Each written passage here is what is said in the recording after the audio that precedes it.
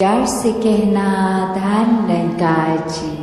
अपना दिल को इतना विशाल कर पाएंगे हम कैसे फिर अपने आप में ही एक जिस रूप में परमात्मा ने हमें बनाया, God made man in his own image, तो कैसे वही इमेज को हम अपना पल पल एक संवारने के लिए ही उस पे काम कर सकते हैं। कि एक जो जानवर होते हैं वो तो फिर भी they stay truth to the nature, कि अगर कोई शेर है तो उसने एक अपना शिकार ही करना है, उसका नेचर है।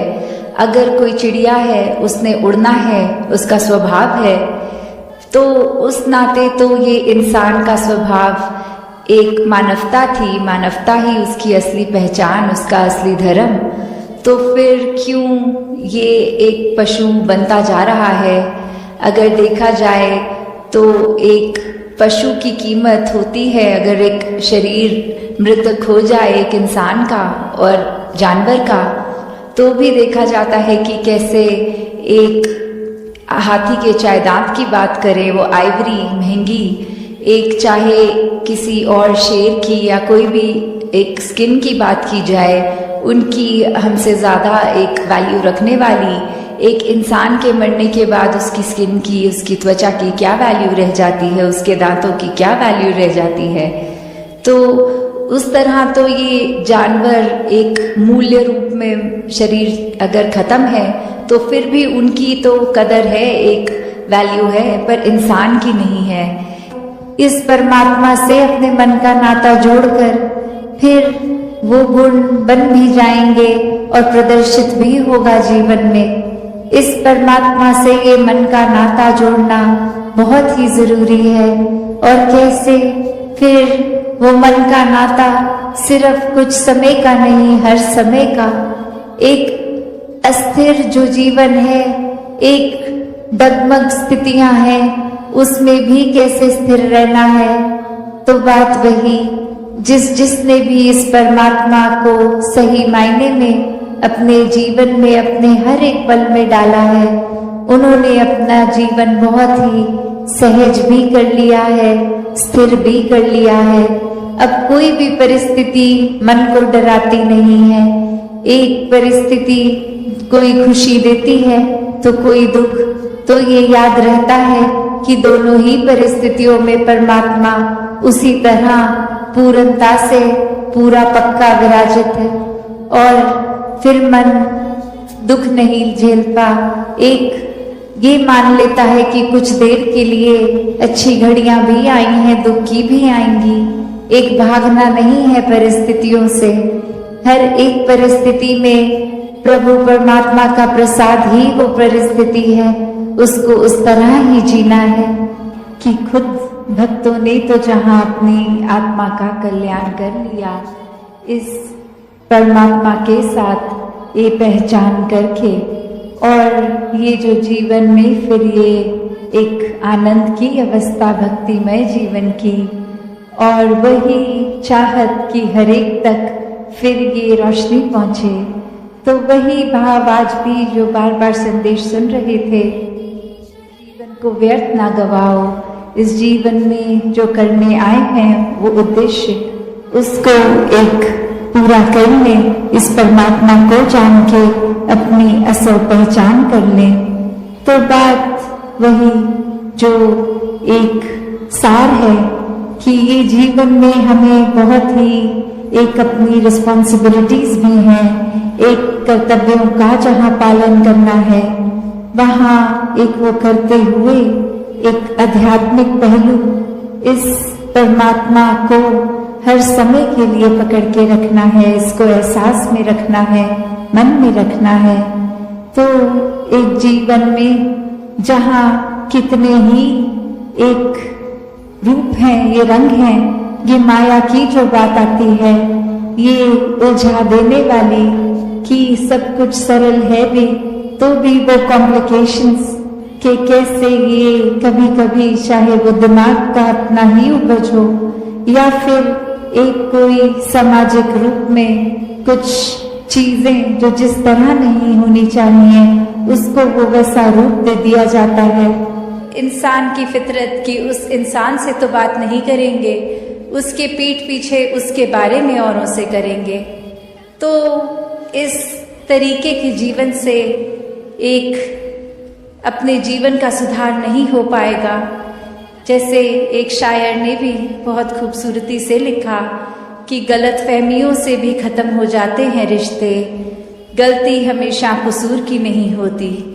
कि अक्सर ये बात ज़रूरी नहीं कि कोई गलती ही हो, एक कसूर अगर किसी का है, एक वजह, वो गलती नहीं, पर वो हमारी ही सोच, हमारी ही परसेप्शन, हमारा ही नज़रिया किसी को गलत देखने के लिए।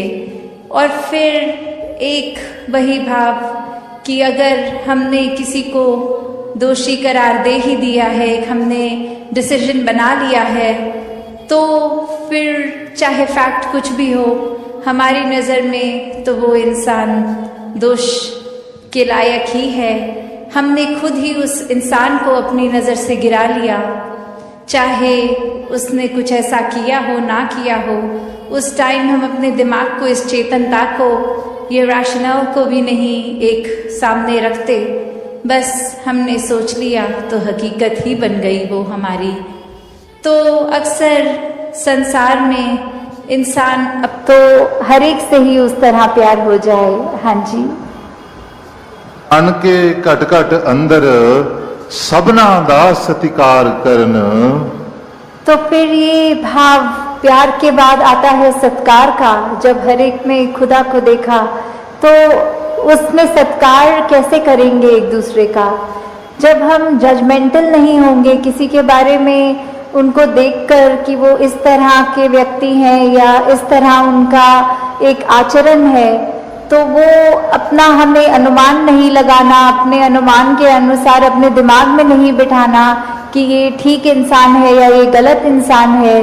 जब वो जिस दिन जजमेंट्स खत्म हो जाती हैं तो मन में फिर वो सत्कार की भावना एक आती है हर एक के प्रति कि किस तरह हर कोई ये सत्कार का पात्र है, क्योंकि इतनी बड़ी दात ये निरंकार परमात्मा जिसके भी हिस्से में है और बाकी भी जो अभी अपरिचित हैं उस ब्रह्म ज्ञान से, तो हर एक में जब वो देखेंगे तो मन सिर्फ वो प्यार करेगा, सत्कार करेगा।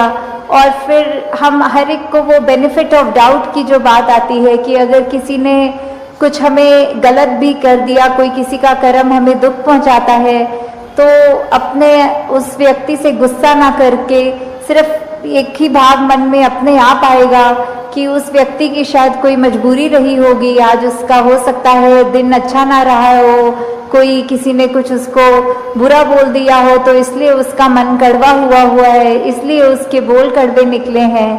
तो जब तक ये बात नहीं हम दे पाएंगे अगले को बेनिफिट ऑफ डाउट, तब तक हम वो सत्कार, ये प्यार कुछ भी नहीं उस तरह दे सकेंगे। क्योंकि हम अपने आप को तो बहुत जल्दी उस तरह माफ़ कर देते हैं कि चलो ये चीज़ हमसे गलत हो गई, कोई बात नहीं, हम अपने आप को माफ़ कर रहे हैं। पर वही अगर सामने वाला व्यक्ति कुछ अगर गलत करता है तो एकदम से हम उसका एक वो जजमेंट पास करते हैं, हमें सोच विचार कर लेते हैं कि ये इंसान को तो आज के बाद मुड़कर देखना भी नहीं है। तो हमें इस तरह अपने जीवन में सुधार करना है कि किसी ने अगर कुछ गलत कर भी दिया तो उसके लिए भी मन से यही अरदास करनी है कि दातार कृपा करके ये जो भी कमियां हैं हमारे अंदर, दूसरों के अंदर, वो दूर होती जाए और ऐसे ही प्यार और सत्कार जग में बढ़ता चला जाए। हाँ जी। गुण गावण नित ऐसे एक दे ऐसे दा दीदार करन। तो ये जो दीदार की बात होती है, किसका गुण गाना है, किसके दीदार करने हैं, तो वो ये परमपिता परमात्मा निरंकार, ये जो एक ऐसी सत्ता है जो शुरू से है, वो हमेशा से कायम दायम रहने वाली, कि कैसे हम जब तक वो एक निरंकार जो इस तरह से देखा जाए, अगर एक व्यक्ति दूसरे को देख रहा है तो उनकी आंखों के बीच में भी वो है, वो अपनी पलकों से भी नज़दीक है, जैसे बोलते हैं शारक से भी नज़दीक। तो इतना करीब होने के बाद जब वो अपनी आंखों से नहीं खुद देखा जाता, वो संतों का संग करने के बाद ही ये दात प्राप्त होती है जो अपने लिए तो सुखदायी होती भी है और हमारे जीवन में वो ऐसा एक हमारा पल पल बना देती है कि हर पल में सिर्फ ये निरंकार प्रभु परमात्मा का शुक्रिया निकलता है हर समय, और वो भाव कि इसी के ही हमेशा गुणगान करने हैं। फिर बाकी चीज़ें लगता है कि है सबकी इम्पोर्टेंस अपनी है, पर निरंकार से ज़्यादा इम्पोर्टेंट कुछ नहीं, इस परमात्मा से ज़्यादा ज़रूरी कुछ नहीं। हाँ जी, ਇਸੇ ਇੱਕ ਦੇ ਨਾਲ ਜੋੜ ਕੇ ਬੇੜਾ ਜਗ ਦਾ ਪਾਰ ਕਰਨ। तो ये बेड़ा जग का इससे क्या मतलब हो रहा है? इससे सिर्फ यही बात कि हम जब जीवन काल की यात्रा अपनी जी रहे हैं तो उसमें हमें क्या एक ऐसा जो बोलते हैं कि एक परमानेंट चीज़ क्या है कि जो सबसे मजबूत चीज़ जिसने वो स्थिर है, उसने कभी हमारे उतार चढ़ाव के साथ उतरना चढ़ना नहीं है।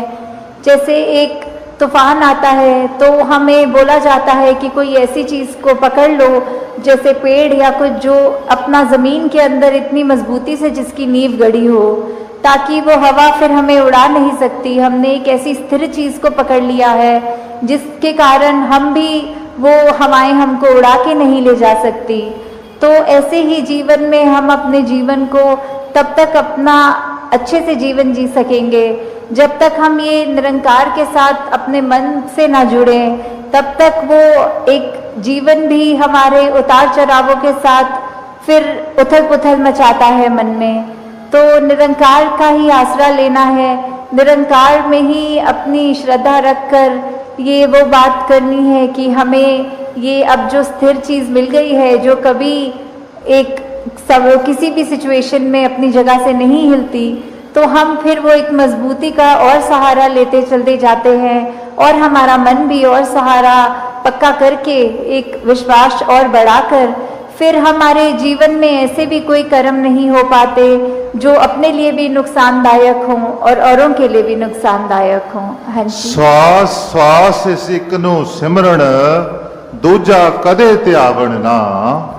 तो फिर जब एक ये लगन लग जाती है निरंकार के साथ, ये अपने इसको हम हर पल अपने जहन में, अपने ऐसे कर्मों में, अपने भावों में पल पल वो हमें पता भी नहीं लगता कि जिस तरह सांस लेना होता है उसके लिए कोई खास समय अलग से नहीं निकलता, कुछ भी करते हुए हम वो श्वास लेते हैं, वैसे ही ये निरंकार का एहसास हमारे मुख से उस तरह कभी तो शब्द रूप में भी सिमरन निकलता है और कभी अगर कोई अन्य काम में व्यस्त हो तो भी वो एक लिव जुड़ी जिसको बोलते हैं निरंकार के साथ।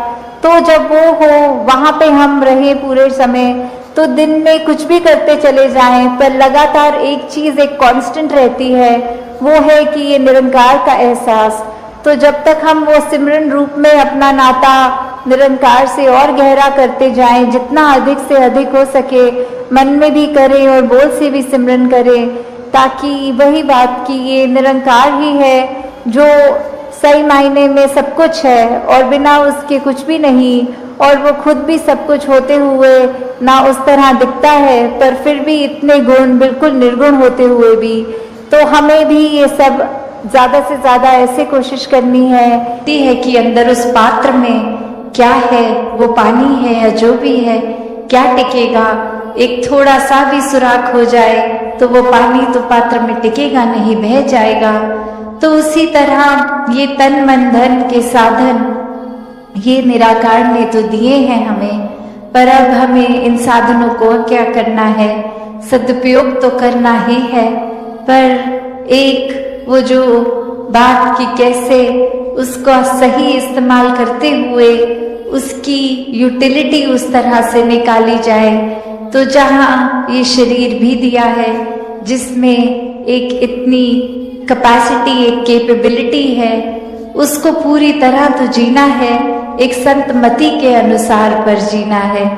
तो ये परमात्मा को जितना ही मन में हम बसाएंगे उतने ही हमारे अवगुण दूर होते जाएंगे, वरना तो अहंकार में रहेंगे तो यही सोच चलेगी कि हमसे श्रेष्ठ कोई नहीं है, एक हमारे जैसा बल किसी में नहीं है, हमारी सोच हमारी बुद्धि कोई भी छोटा सा काम करके अपने आप को ही मन ये सर्वश्रेष्ठ मान लेता है, तो फिर ऐसे अहंकार में रहेंगे तो इस परमात्मा की बनाई हुई रचना, जो चाहे मानव रूप में भी कितने अलग अलग हैं, कहीं भी निवास करते हों, अलग अलग जगहों पे, अलग अलग कल्चर पे, तो एक नफरत के कारण वो बन जाते हैं कि इनका खाना पीना रहना हमारे जैसा नहीं है, तो ये प्यारे नहीं हैं, हम श्रेष्ठ हैं। तो ऐसे और अनेक और भी भाव आ जाते हैं, चाहे वो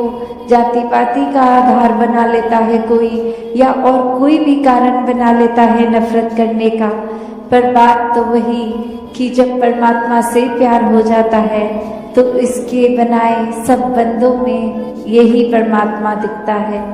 तो हमें किसको टिकाना है, किसको नहीं, ये शरीर की भी जब बात हो रही है तो हाँ, ये आत्मा जो है वो ज्यादा इस शरीर से महत्वपूर्ण उस रूप में तो है, पर ये परमात्मा ने शरीर भी इसलिए दिया है कि हम इसकी देखभाल करते करते सारे अपने रिस्पॉन्सिबिलिटीज भी निभाएं। जैसे एक मटका या कोई भी बर्तन ले लें, एक बाहर की सुंदरता से ज्यादा वो मजबूती इम्पोर्टेंट होती है कि अंदर उस पात्र में क्या है, वो पानी है या जो भी है, क्या टिकेगा।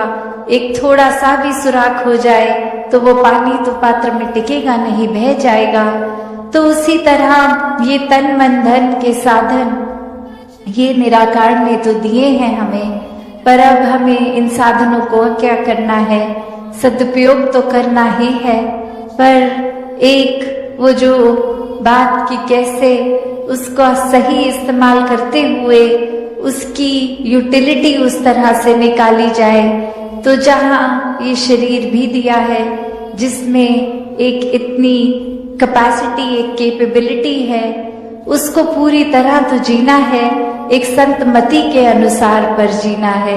इस परमात्मा से असली रूप में प्रेम है तो हर एक से ही प्रेम है, फिर कोई भेदभाव नहीं, फिर कोई भी फर्क नहीं कि कैसे ये इंसान तो इस कैटेगरी में है या हमारे हिसाब से ये अलग अलग डिविजन्स, फिर वो दिमाग कोई भी वजह से कोई बायसनेस नहीं करता। फिर एक ही ये नजरिया जाता है कि हर एक से बहुत कुछ है सीखने के लिए, कि there is so much to learn from everyone.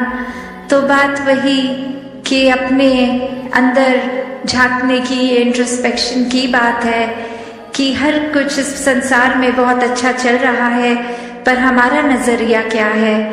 क्या हम उस तरह के इंसान बन गए हैं कि एक परफेक्ट सिचुएशन में भी इम्परफेक्शन ढूंढते हैं, एक सही चीज जो चल रही है उसमें भी कमियां निकालने वाला नजरिया बन गया है?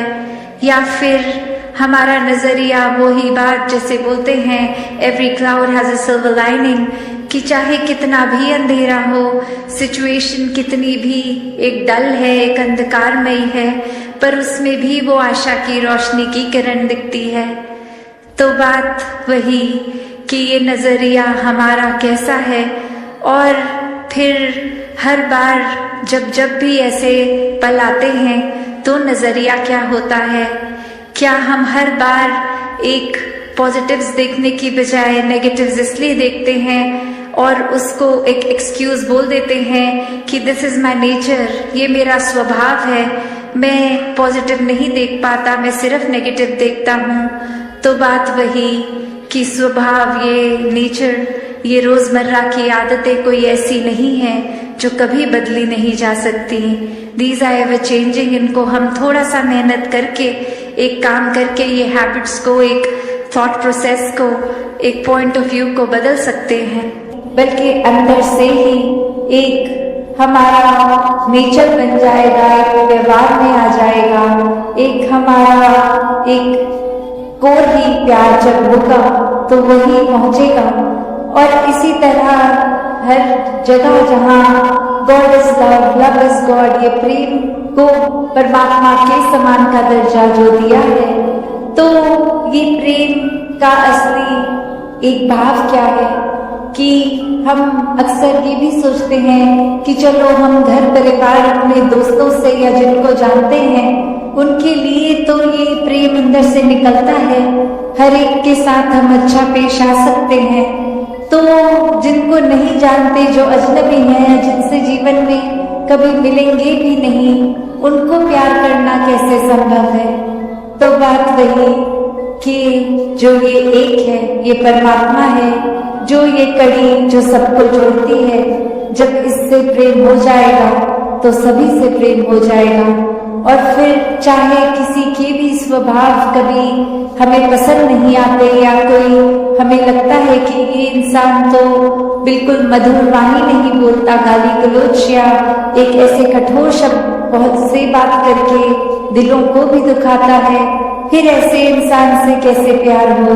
तो बात वही कि एक इंसान को अगर हम इसमें परमात्मा का रूप देखेंगे तो वो क्षमा मांगने की भी बात उसके लिए कि परमात्मा इसको बख्शो, इस इंसान में थोड़ी सोची डाल दो कि वे प्रेम से कहना सत्संगत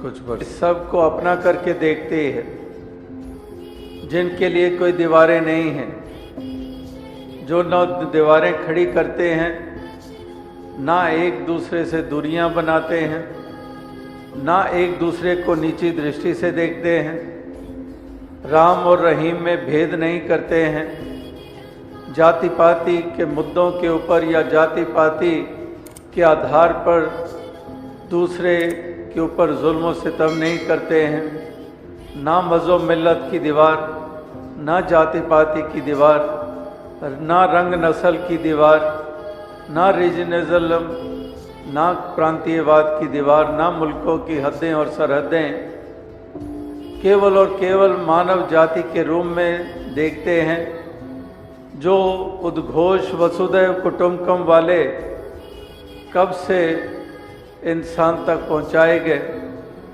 उसी अनुसार वही दृष्टि रखते हैं कि वसुधैव कुटुंबकम के सारे ही धरती के ऊपर बसने वाले तमाम लोग एक कुटुंब का हिस्सा हैं, एक परिवार का हिस्सा है। ये ऐसा कुंबा है, ये पहला सबक है किताब खुदा का कि मखलूक सारी है कुंबा खुदा का। वही बात के वसुधैव कुटुंबकम, कुटुंब परिवार कुंबा, ये किसका है? खुदा का है। सारे ही बंदे इसी के बंदे हैं। इसलिए यहाँ पर ऐसी दृष्टि रखने वाले जिनको ये जागृति मिल जाती है, जो ये रियलाइज कर लेते हैं, जो अवेयर हो जाते हैं इस सत्य के प्रति, वही हैं जो वास्तविकता में कुटुंब की तरह जीते हैं। उनके लिए कोई भी ऊंच नीच नहीं होता है। वो अपनी जाति का अहम नहीं करते, दूसरी की जाति को नीची दृष्टि से देखते नहीं हैं। ये जाति पाति की प्रथाएं जो लगातार कहाँ कब स्थापित हो गई, जिसके कारण आज सदियों ऐसे एक आपस में दूरियां ये बनी हुई हैं, एक ऐसा विभाजन हुआ पड़ा है। तो इसलिए महापुरुष संत जन जैसे अपने भाव रखते हैं, चाहते हैं कि हर इंसान के वही भाव हो। जैसे उनकी समदृष्टि होती है, वो चाहते हैं हर इंसान वैसी दृष्टि वाला बने, जो भेद वाली दृष्टि नहीं है, जो अभेदता वाली दृष्टि है, जहाँ पर ना को बैरी ना ही बेगाना सगल संग हमको बनाई, कि कोई पराया कोई बेगाना नहीं है, सगल यानी कि सब अपने हैं, सगल संग हमको बनाई। तो इस प्रकार से ये महापुरुषों के केवल कथन नहीं रहे हैं, ये उनकी अवस्था रही है, ये उनके नज़रिए रहे हैं, उसी अनुसार उनकी चाल भी रही है, उसी अनुसार उनके व्यवहार भी रहे हैं।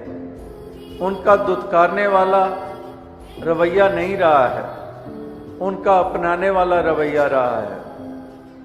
उनके मन में दया और करुणा का भाव रहा है। वो हितैषी रहे हैं। इसीलिए सच्चे धर्म होने का वो वास्तविकता में एक प्रमाण रहे हैं।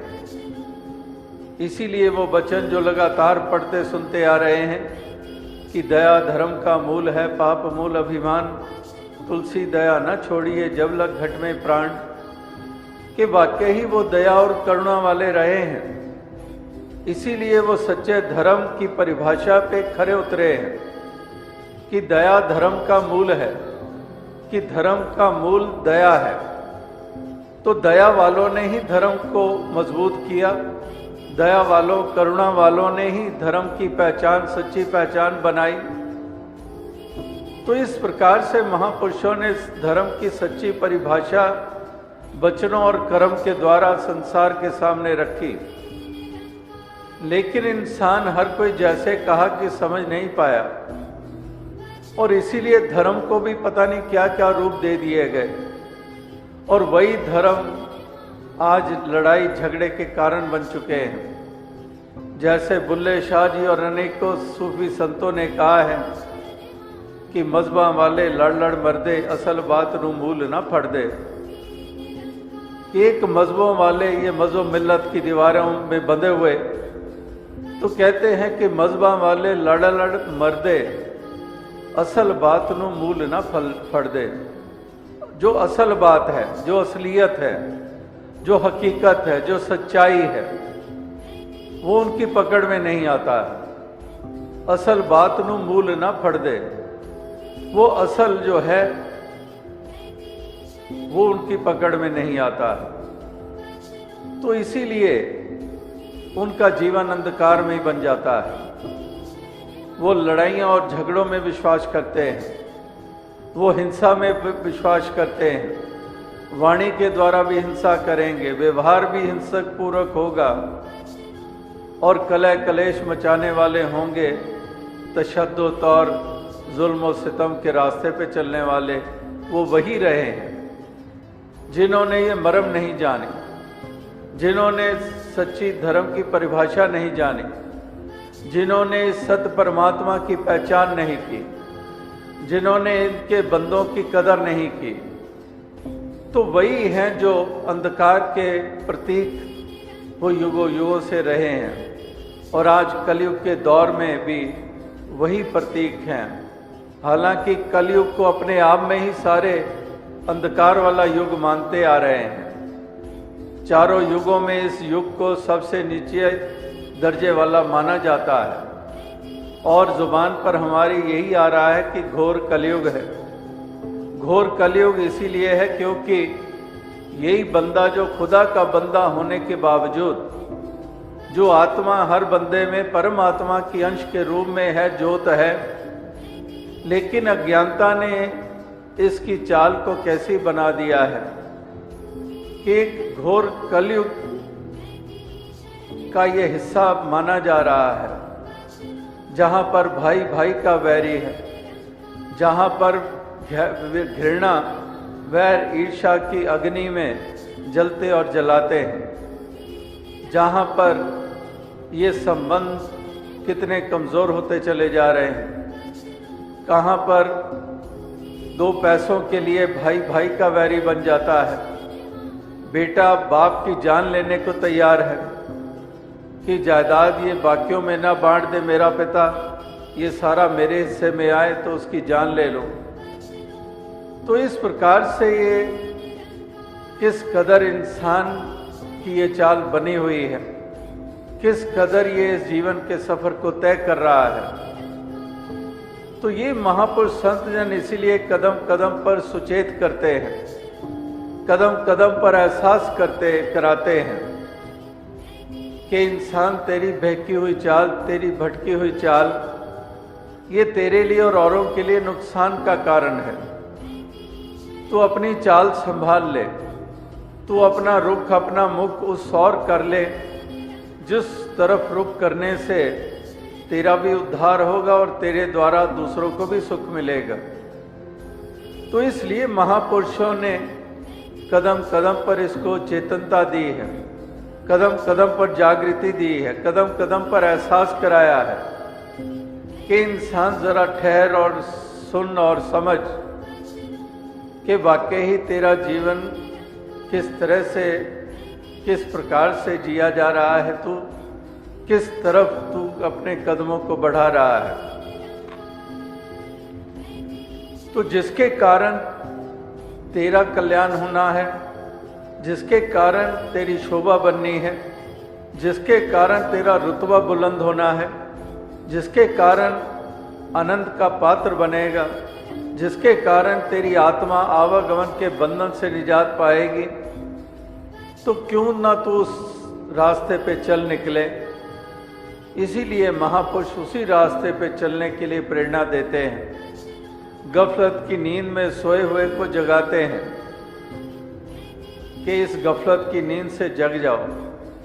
ये गफलत की नींद में सोए सोए सारी उम्र तमाम कर दोगे, खाली हाथ आए और खाली हाथ चले जाओगे, और खाली हाथ आए और खाली हाथ जाने का जो भाव है उसके पीछे भी महापुरुष बताते हैं कि ये खाली हाथ आना और खाली हाथ चले जाना, क्योंकि इंसान इस जन्म को, उत्तम जन्म को पाकर भी ये वो उपलब्धि नहीं करता, वो प्राप्ति नहीं करता जिसके कारण ये कहा जाए कि खाली हाथ गया नहीं है, ये भरपूर होकर गया है, ये सच्ची दौलत को प्राप्त करके गया है, इस राम रतन धन को पाकर माला माल हो गया है, केवल लोक के लिए नहीं पर लोक के लिए भी।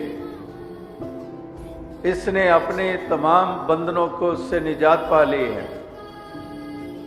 तो इस प्रकार से ये महापुरुष कहते हैं कि अमोलक जन्म मिला, भरपूर होने का मौका मालिक ने दिया, लेकिन इंसान कंगाल ही रहा, आत्मा कंगाल रही, इसका मन कंगाल रहा, क्योंकि इसने वो कदम नहीं उठाए, क्योंकि ये गफलत की नींद से उठा नहीं, क्योंकि इसने ये सच की लखता की नहीं, ये सच की प्राप्ति की नहीं। इसीलिए ये बल्कि बोझ अपने बढ़ाकर इस संसार से रुखसत हुआ। रुखसत तो हर किसी को होना है, जाना तो इस संसार से हर किसी को है, यहाँ पर किसी का भी लिहाज नहीं है। ये ऐसा विधान बना हुआ है कि यहाँ पर राम भी नहीं रहते और रावण भी नहीं रहता है। राम गयो रावण गयो जाका बहु परिवार, कहो नानक थिर किछ नहीं सुपने जीव संसार। कि राजा हो या रंक हो, पढ़ा हो या अनपढ़ा हो, निर्धन हो या धनवान हो, कोई भी हो, किसी के ऊपर भी, एक इंसान के ऊपर भी ये बात लागू नहीं कि उसका लिहाज है। यहाँ तो जाना ही पड़ेगा और हर कोई जा रहा है, हमेशा के लिए कोई राह नहीं है। तो जो आए हैं सो जाएंगे, राजा रंग फकीर, कि जो आता है वो जाता भी है। उगा सो काटिए, फूला सो कुमलाए, जो बना सो गिर पड़े और जो आए सो जाए।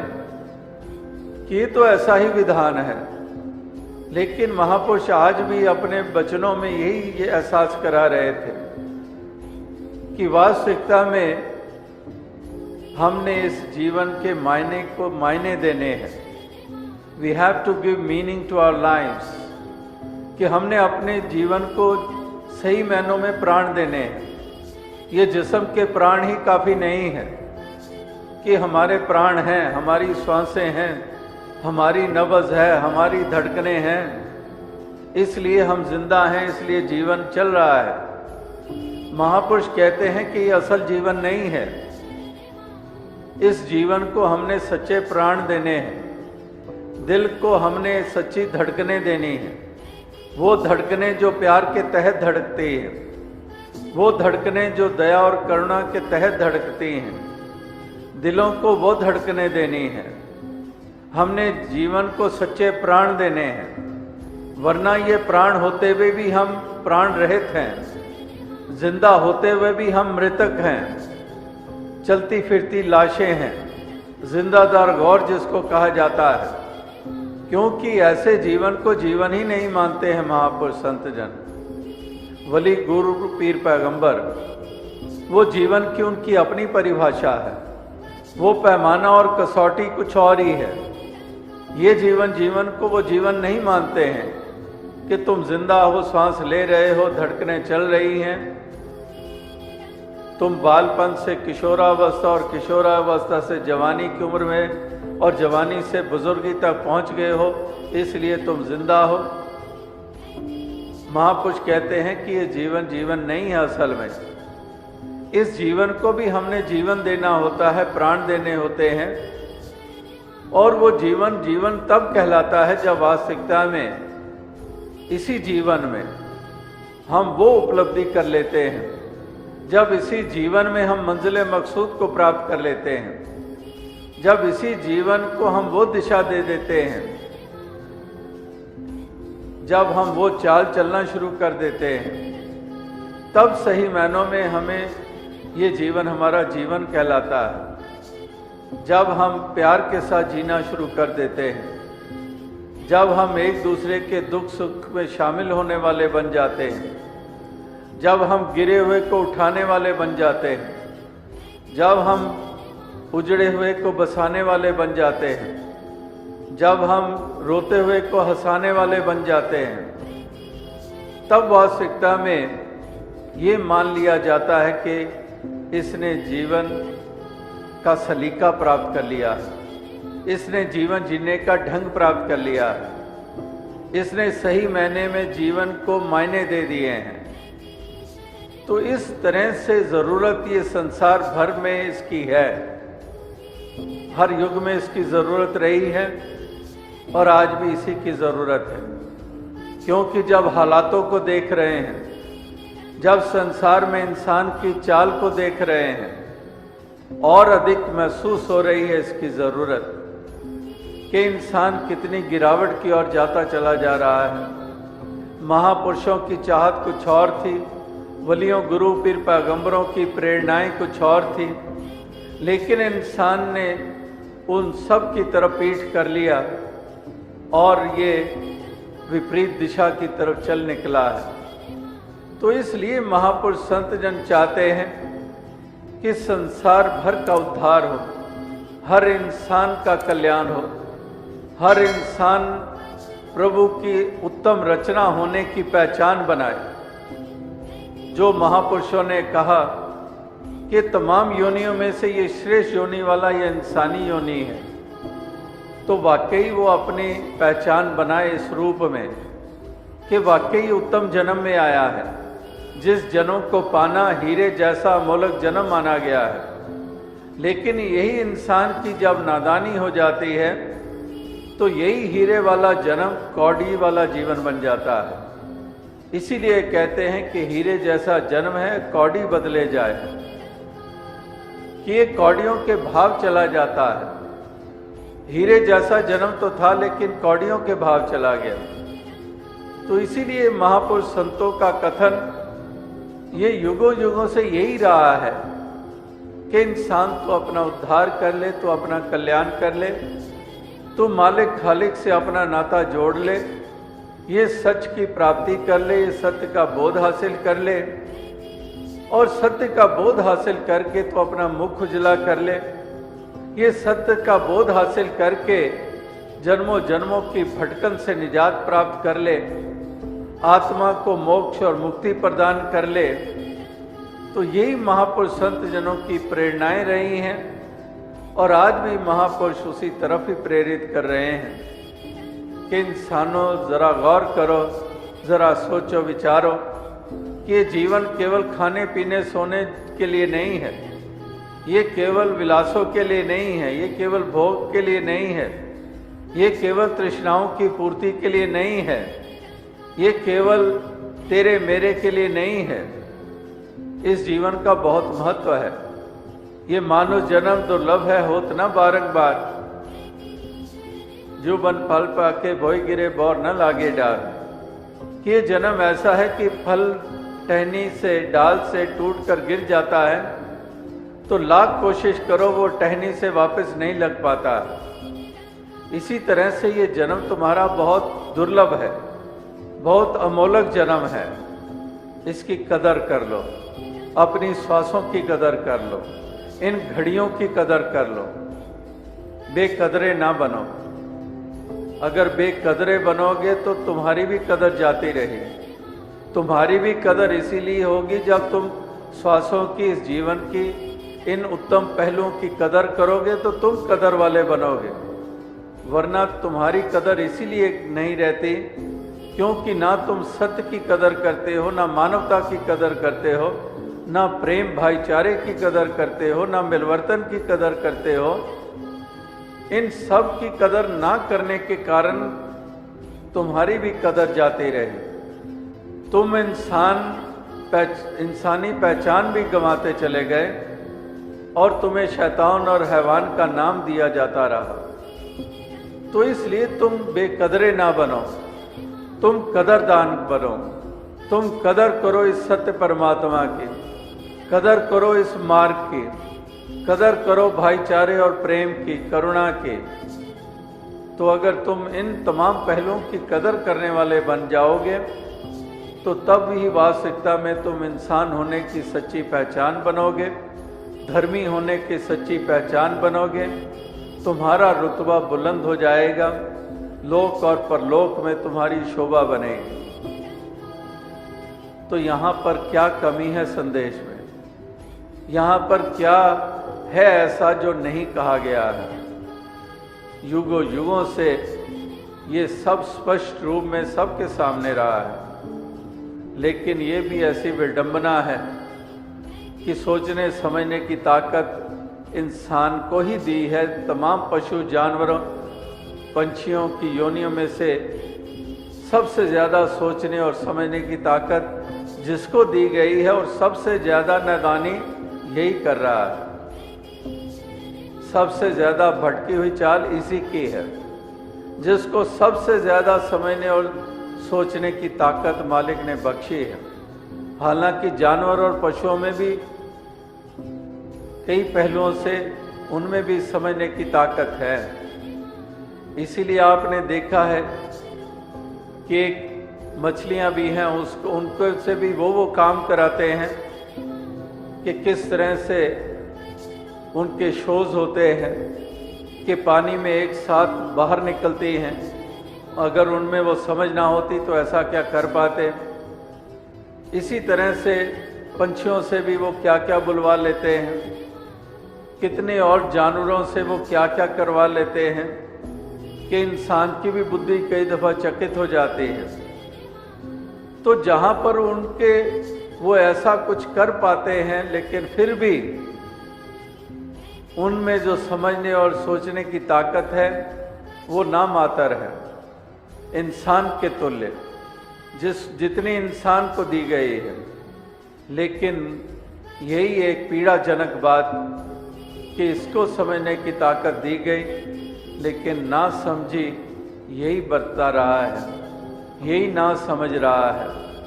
इसीलिए ये ना अपने लक्ष्य की प्राप्ति करता है, ना ये एक अपनी सच्ची पहचान बनाता है। इसीलिए जीवन जीने का ढंग ताउम्र इसको प्राप्त नहीं होता है। सारी उम्र बीता देता है, ये सारी उम्र जी जाता है, लेकिन इसको ढंग नहीं आता जीवन जीने का। तो इसीलिए कहा है कि जिए तो जिए तेरी दुनिया में उल्फत व मोहब्बत समझे नहीं, कि जीने को जिए तेरी दुनिया में लेकिन उल्फत और मोहब्बत ये समझे नहीं। हमने उल्फत और प्यार, प्रेम, खलूस इन भावनाओं से अपने हृदय को युक्त किया नहीं, और इसीलिए हम नुकसान उठाते चले गए, औरों का भी नुकसान हम करते चले गए। तो और साथ संगत कहने का तात्पर्य यही है कि महापुरुष संत जनों ने जो पैगाम, जो संदेश दिए हैं वो हर इंसान के हित के लिए हैं, क्योंकि भक्त परोपकारी होते हैं, हितकारी होते हैं। तो ये हित करने के तहत ही ये पैगाम देते आ रहे हैं, वरना उनको क्या लेना देना। कबीर जी को क्या पड़ी है, अपना उद्धार हो गया, सच की प्राप्ति हो गई, आत्मा मोक्ष और मुक्ति की पात्र बन गई, आनंद से जी रहे हैं, क्या लेना देना। क्या ज़रूरत मीराबाई को जहाँ पर वो सच की लगता गुरु रविदास जी के चरणों में जाकर कर लेती है, वो सच्ची दौलत की प्राप्ति कर लेती है, जीवन के लक्ष्य को पूरा कर लेती है, तो उसको क्या लेना देना? क्यों गली गली घूमकर पैगाम दिए जा रही है, संदेश दिए जा रही है, लोगों के लांछन भी सह रही है, फिर भी सच का बोलबाला कराने में कदमों को रोक नहीं रही है।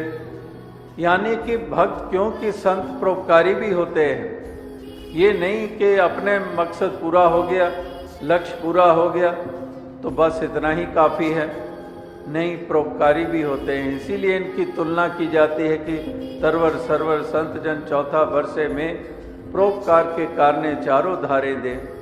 तो ये परोपकारी हृदय चाहते हैं कि इंसान क्यों डूबे इस भव सागर में।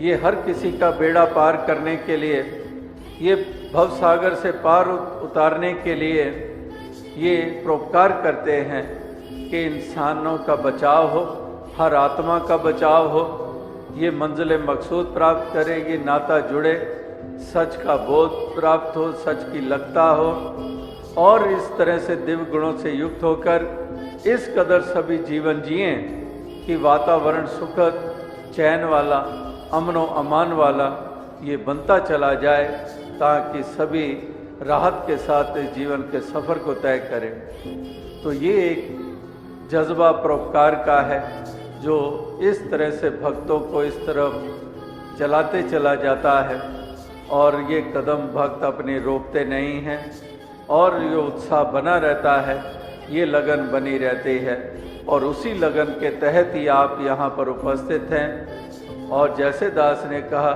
कि केवल 2 दिन पहले की ही सूचना और आपके कदम इस और किस कदर बढ़े, वरना ऐसे ही आयोजन होते हैं, महीना महीना भर संदेश दिए जाते हैं, महीना महीना भर पोस्टर छपे होते हैं, लेकिन 2 दिनों में ही किस तरह से आप उपस्थित हो जाते हैं। और ये पहला ही ऐसा मौका नहीं है, लगातार ऐसे ही हो रहा है। पीछे पंजाब में जाने का मौका मिला, वहाँ पर भी पहले स्टेशन को इसी तरह से 3 दिन पहले ही सूचना मिली, और वहाँ पर इतना उमड़ता हुआ सागर, यानी कि जिनको लगन लगी होती है वो तो हर वक्त तैयार रहते हैं, हर वक्त उत्साहित रहते हैं कि परोपकार में किसी प्रकार से योगदान हो पाए।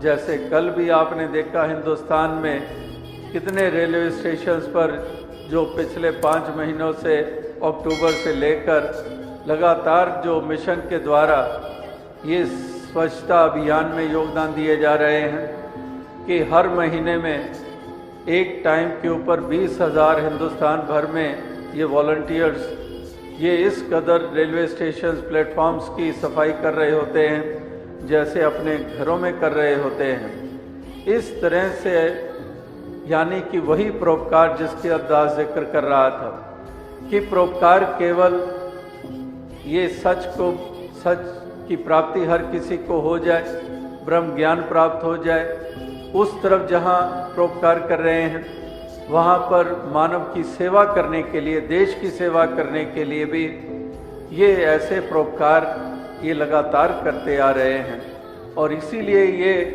ऐसे रोशन मीनार के रूप में होते हैं जहाँ पर लोग खुद गर्जियों में देश को कमज़ोर करने में लगे हुए हैं, जहाँ पर गंदगी फैलाने में लगे हुए हैं, जहाँ वहाँ पर ये चारों तरफ स्वच्छता लाने के लिए, मनों की स्वच्छता, वातावरण की स्वच्छता लाने के लिए और अमन व अमान को कायम करने के लिए ये योगदान दे रहे हैं। इसलिए ऐसी अवस्था वाले ही, ऐसी देने वाले ही एक रोशन मीनार के तुल्य होते हैं।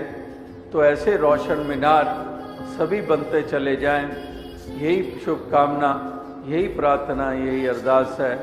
तो दास और अधिक शब्दों का सहारा ना लेता हुआ इन्हीं शब्दों से आपसे इजाज़त चाहेगा और फिर से अपनी खुशी जाहिर करेगा जो यहाँ मुजफ्फरनगर में आकर आप सभी के दर्शन करके, ये सत्संग करके जो हासिल हुई है, अनेकों और गण्यमान्य सज्जनों के दर्शन हुए, जो यहाँ प्रांत और देश की सेवा कर रहे हैं, अनेकों समाज की सेवा में जो तल्लीन हैं, और आप सभी के दर्शन करके बहुत प्रसन्नता हुई है। तो दातार सब पे कृपा करे, सबको आनंद खुशी प्रदान करे, तन मन धन के सुख प्रदान करे, और जैसे विस्तार से कहा कि सबको जीवन जीने का सलीका दे, प्यार से जीवन को सभी जिएं, प्यार की ठंडी फुहार चारों तरफ बरसे। जैसे अभी 2 दिन पहले ही इतनी गर्मी, और कल रात को भी दिल्ली में जिक्र हुआ, कहने लगे कि आज ही हमने गर्म कपड़े अंदर पैक किए थे और आज ही ठंड पड़ गई, आज ही बरसात हो गई। यानी कि वो बरसात हुई तो ठंडक आ गई। इसी तरह से ये प्रेम की भी ठंडी फुहार जो है, प्यार की भी फुहार ऐसी ठंडी फुहार है जो हमें शीतल कर देती है, जो हमें ठंडक दे देती है। तो इस तरह से ये प्यार की ही फुहार बनकर चारों तरफ बरसते चले जाएं, और ठंडक की ठंडक हो, तपश बहुत हो चुकी, ठंडक ही हो, शीतलता ही हो। सभी इस प्रकार से इस जीवन के सफ़र को तय करें। साध संगत जी धन्य। बच्चों को हमेशा भलाई के मार्ग पर चलाना चाहिए। आशा करता हूँ साध संगत जी निरंकार की कृपा से आप सभी अच्छे होंगे, स्वस्थ होंगे। साध संगत जी, आप जी के चरणों में बहुत ही सुंदर प्रेरणादायक कहानी विचार, जिसका विषय है कि हमें हमेशा अपने बच्चों को भलाई के मार्ग पर ही चलाना चाहिए। तो आइए साध संगत जी जानते हैं इस प्रेरणादायक कहानी के माध्यम से। साध संगत जी, आज हम आपको सुनाने जा रहे हैं एक ऐसी कहानी जो आपके जीवन की दिशा बदल देगी।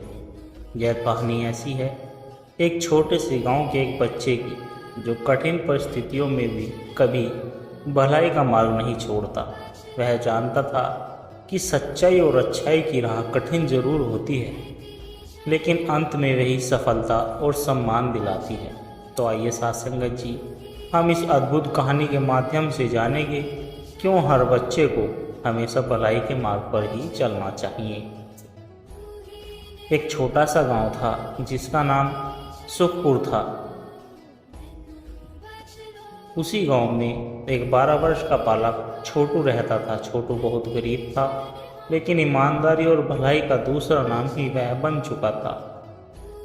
वह अपने माता पिता की इकलौती संतान था और गांव के स्कूल में 5वीं कक्षा में पढ़ता था। एक दिन स्कूल में परीक्षा चल रही थी। उसके दोस्त मुन्ना और सौरभ नकल करने की योजना बना रहे थे। उन्होंने छोटू से भी कहा, तू भी देख लेना पर्ची, फेल नहीं तो फेल हो जाएगा। लेकिन छोटू ने मना कर दिया, मैं फेल हो जाऊंगा पर बेईमानी नहीं करूंगा। परीक्षा में छोटू के कम नंबर आए, लेकिन टीचर ने उसकी ईमानदारी की सराहना की। एक बार गांव में एक अंधे बुजुर्ग बाबा रास्ता भटक गए। लोग अपने काम में व्यस्त थे, किसी ने ध्यान नहीं दिया। छोटू स्कूल से लौटते समय उन्हें देखकर रुक गया और धीरे धीरे उन्हें उनके घर तक छोड़कर आया। पापा ने आशीर्वाद देते हुए कहा, बेटा, भगवान तुझे बहुत ऊंचा करेगा, बहुत तरक्की दे, तू भलाई के मार्ग पर चल रहा है।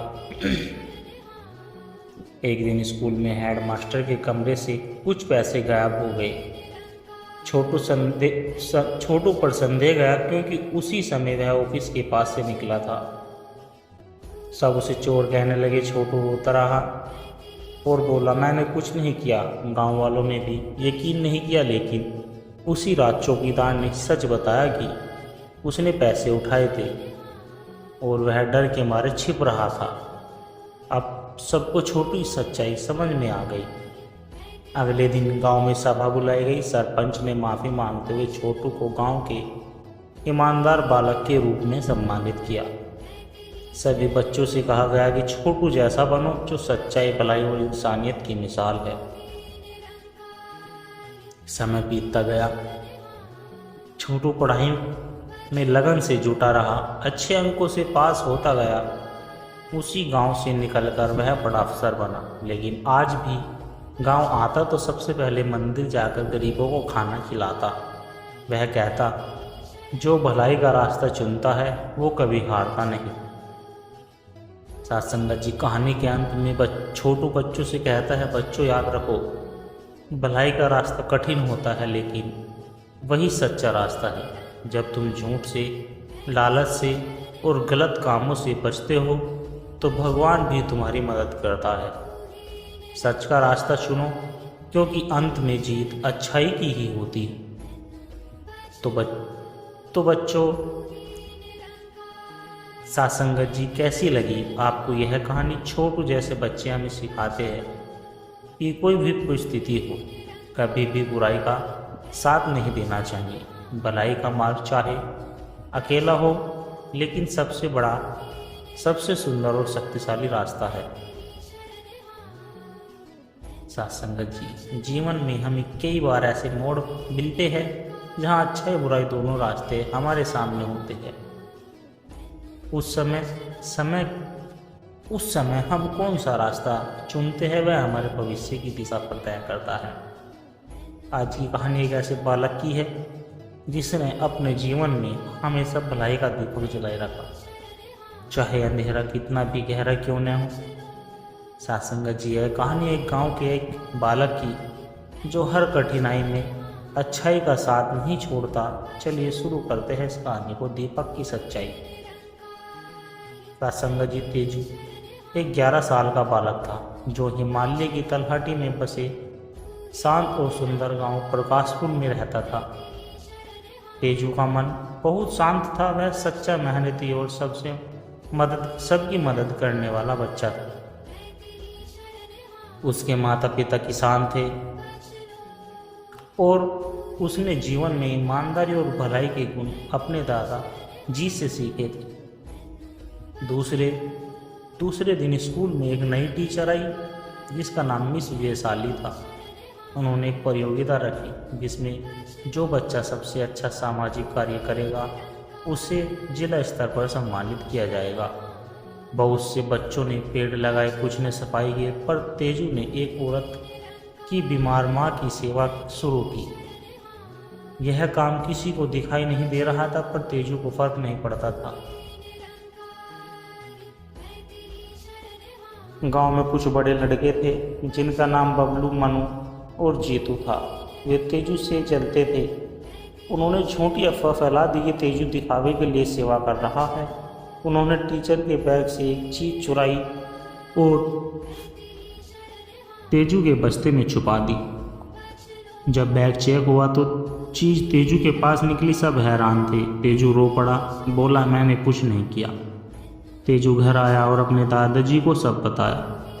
दादाजी ने कहा, बेटा, सच्चाई का दीपक देर से जलता है पर जब जलता है तो अंधकार मिटा देता है। भलाई का रास्ता कठिन जरूर है पर सच्चा होता है। तेजू ने निश्चय किया, वह सच बोलता रहेगा, भलाई करता रहेगा, चाहे कोई माने या ना माने। कुछ दिनों बाद स्कूल में सीसीटीवी कैमरों की रिकॉर्डिंग सामने आई जिसमें बबलू और उसके दोस्तों की करतूत दिखाई दी। सब चौंक गए। टीचर ने तेजू से माफ़ी मांगी और कहा, सच्चाई और अच्छाई की पहचान देर से होती है पर होती ज़रूर है। तेजू फिर से सबका प्रिय बन गया। जिला प्रतियोगिता के लिए जब रिपोर्ट भेजी गई तो तेजू का काम सबसे अलग और सच्चा पाया गया। जिला कलेक्टर ने तेजू को बुलाया और मंच पर सम्मानित किया। तेजू ने मंच से कहा, भलाई का काम दिखावे के लिए नहीं, दिल से करना चाहिए। तेजू की ईमानदारी और सेवा की भावना से गांव के बाकी लोग और बाकी बच्चे भी प्रभावित हुए और वे भी पेड़ लगाते, बुजुर्गों की सेवा करते और ईमानदारी से पढ़ते थे। गांव में एक नई हवा चली, अच्छाई की हवा। तेजू ने यह निश्चय किया कि वह जीवन भर सच्चाई और भलाई के रास्ते पर चलेगा, चाहे कठिनाइयाँ कितनी भी क्यों ना आए। वह अच्छाई का दीपक कभी बुझने नहीं देगा। सासंगत जी, इस कहानी से हमें यह सीख मिलती है कि सच्चाई और भलाई का मार्ग आसमान में नहीं होता, लेकिन यह मार्ग हमें सच्चा सुख और सम्मान दिलाता है। तेजू जैसा बनो जो अंधेरे में भी दीपक जलाना नहीं भूलता। साथ संगत जी, मन के पार आत्मा की यात्रा। साथ संगत जी, आज हम आपको एक ऐसी कथा सुनाने जा रहे हैं जो आपको भीतर से झकझोर कर देगी। यह सिर्फ एक कहानी नहीं, एक आध्यात्मिक यात्रा है, एक बालक की जो मन की सीमाओं से ऊपर उठकर आत्मा और परमात्मा का साक्षात्कार करता है। यह कथा हमें सिखाती है कि सच्ची शांति, सच्चा सुख और सच्चा ज्ञान बाहरी दुनिया में नहीं, अपने भीतर ही है। एक पहाड़ी गांव में एक 13 वर्ष का बालक रहता था, जिसका नाम निर्मल था। नाम के जैसा ही उसका हृदय भी निर्मल था। वह अधिक बोलता नहीं था, पर गहराई से सोचता था। अक्सर अकेला बैठा आसमान को निहारता, पेड़ों से बात करता और खुद से सवाल करता कि मैं कौन हूँ। निर्मल के प्रश्न बढ़ते जा रहे थे। क्या शरीर ही सब कुछ है? अगर शरीर चला जाए तो क्या मैं भी चला जाऊँगा? परमात्मा कहाँ है? इन प्रश्नों से वह भीतर ही भीतर बेचैन होने लगा। उसके माता पिता उसे सामान्य समझते थे, पर उसके भीतर आत्मा जाग रही थी। एक दिन गांव में एक साधु आए, जिनका नाम स्वामी अज्ञानहंता था।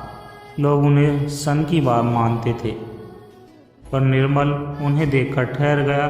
स्वामी ने पहली बार निर्मल से पूछा, क्या तू अपने आप से अलग है? निर्मल चौंक गया। कोई उसके भीतर के प्रश्नों को कैसे जान सकता है? स्वामी जी बोले, मन प्रश्न करता है, आत्मा अनुभव करती है। चल तेरी यात्रा शुरू करें। निर्मल ने अपने माता पिता से अनुमति ली और स्वामी के साथ एक आश्रम चला गया। वहाँ उसका जीवन पूरी तरह बदल गया। दिन की शुरुआत ध्यान से होती, फिर मौन अभ्यास, फिर सेवा और अंत में सत्संग। धीरे धीरे निर्मल ने महसूस किया कि उसका मन अब शांत हो रहा है। एक बार स्वामी ने उसे कहा, अब आंखें बंद कर और जो भीतर दिखे उसे देख। निर्मल को पहली बार लगा कि वह शरीर नहीं प्रकाश है। एक दिन आश्रम में चोरी हो गई। संदेह निर्मल पर गया, क्योंकि उस दिन वह अकेला ध्यान कक्ष में था। सबने उससे सवाल किए। स्वामी चुप थे। निर्मल भीतर से विचलित था, पर क्रोधित नहीं हुआ। उसने कहा, अगर मैं सच में आत्मा हूँ तो इन अपमानों से भी परे हूँ। अगले दिन असली चोर पकड़ा गया। स्वामी जी मुस्कुराए, तेरी परीक्षा पूरी हुई, तू अब मन नहीं ज्ञान बन चुका है। निर्मल अब हर पल में ईश्वर को देखने लगा, फूलों की महक में, चिड़ियों की उड़ान में और अपनी सांसों में। उसने जाना, मैं आत्मा हूँ जो अमर है और परमात्मा मुझसे अलग नहीं। उसकी चेतना इतनी विकसित हो गई कि जो कोई उसके पास आता वह भी शांति महसूस करता। निर्मल अब 16 वर्ष का हो चुका था। वह वापस गांव आया, लेकिन अब वह वही निर्मल नहीं था। अब वह ज्ञान का दीपक बन चुका था। लोगों ने उसकी बातों में गहराई पाई। उन्होंने स्कूल में ध्यान सिखाया और बुजुर्गों को आत्मा की बात सुनाई। निर्मल ने अपने अंतिम सत्संग में कहा, बच्चों, मन को साधो, वही सबसे बड़ी साधना है। जब मन शांत होता है तो आत्मा स्वयं बोलने लगती है, और जब आत्मा बोलती है तो परमात्मा स्वयं सुनने आ जाते हैं। सत्संगत जी, यह कहानी हमें सिखाती है कि सच्चा जीवन बाहर नहीं, अंदर जीने में है। अगर आप भी भलाई, ध्यान और आत्मज्ञान के मार्ग पर चले तो आपको भीतर भी एक निर्मल जाग सकता है, जो स्वयं को परमात्मा का अनुभव कराता है। सत्संगत जी, भगवान और एक लड़की, विश्वास की अनसुनी बात। कभी कभी भगवान सबसे कमज़ोर दिखने वालों के माध्यम से सबसे बड़ा संदेश दे जाते हैं। आज की यह कहानी एक छोटी सी बच्ची की है जिसने दुनिया की अपेक्षा तिरस्कार और अकेलेपन के बीच भी भगवान से संवाद की और भगवान ने उसे सुना। यह सिर्फ एक कहानी नहीं, एक अनुभव है जिसमें आप सुनोगे कि जब सच्चा विश्वास होता है तो भगवान कितनी भी दूर नहीं रहे।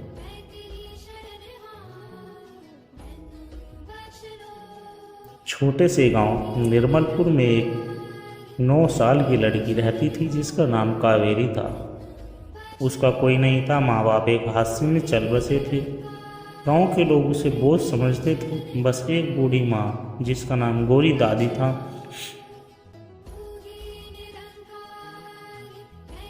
जो उसे प्यार देती थी। कावेरी अक्सर नदी किनारे बैठकर आकाश की ओर देखती और भगवान से कहती, क्या मैं तेरी बेटी नहीं हूँ? गांव के मंदिर में रोज पूजा होती पर कावेरी को अंदर आने की अनुमति नहीं थी। एक दिन बारिश में भीगी हुई वह मंदिर के दरवाजे पर बैठ गई। वो आंखें बंद कर ली। उसकी आंखों से आंसू निकल रहे थे। अगर तू है तो तुझे एक बार देख, अगर तू है तो मुझे एक बार देख, मैं तुझे बहुत याद करती हूँ। मंदिर के पुजारी ने उसे डांटा पर उसी रात पुजारी को सपना आया कि एक ज्योति के बीच से आवाज आई, जिसे तुमने बाहर किया वह मेरी सबसे बड़ी भक्त है। कावेरी बीमार पड़ गई। गांव के डॉक्टर ने कहा उसे बहुत तेज बुखार है और इलाज महंगा है। कोई मदद को आगे नहीं आया। गौरा दादी उसे कंधे पर लाद कर शहर ले जाने की लगी।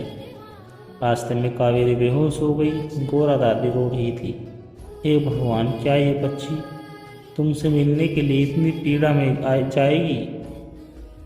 रास्ते में एक सफ़ेद कपड़ों में वृद्ध व्यक्ति मिला। उसने कहा, बेटे को नीचे रखो, ये ठीक हो जाएगी।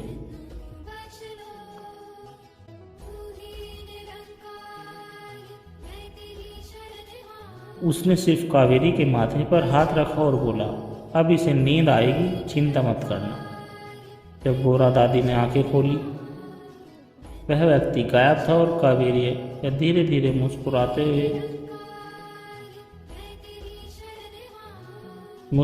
हुए बोली, दादी, भगवान आकर मुझे छू गए। कावेरी पूरी तरह ठीक हो गई।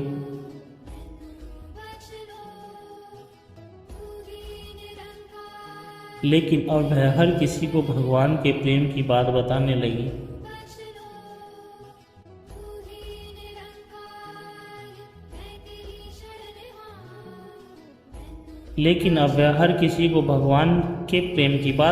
लगी। वह स्कूल नहीं जाती थी, लेकिन बच्चों को आत्मा प्रेम और भक्ति भी सिखाती थी। लोग पहले हंसते थे, फिर रुक कर सुनने लगे। एक दिन गांव के मंदिर में रह गई और पुजारी ने उसे सबसे आगे बैठाया। एक रात्रि ध्यान में बैठी कावेरी ने पूरी तल्लीनता से प्रार्थना की, भगवान तू मेरे साथ है ना? उसकी आंखों में आंसू थे पर हृदय में विश्वास। तभी एक दिव्य प्रकाश से कमरा भर गया। उसे कोई दिखाई नहीं दिया, लेकिन आवाज आई, तू मेरी संतान है, मैं हमेशा तेरे भीतर वास करूंगा। उस दिन से कावेरी की आंखों में एक अद्भुत तेज आ गया। अब गांव में बदलाव आने लगा। लोग ईश्वर को बाहरी रूप में नहीं, भीतर अनुभव करने लगे। गरीबों को अपनाने लगे। कावेरी को सभी छोटी संत कहने लगे। वह खुद को कुछ नहीं मानती, बस भगवान की बेटी कहती है। एक दिन कावेरी मंदिर में बच्चों को कथा सुना रही थी। अगर तुम्हारा विश्वास सच्चा हो तो भगवान आकर तुम्हारा माथा चूम लेंगे, जैसे उन्होंने मेरा चूमा था। बच्चे मुस्कुराते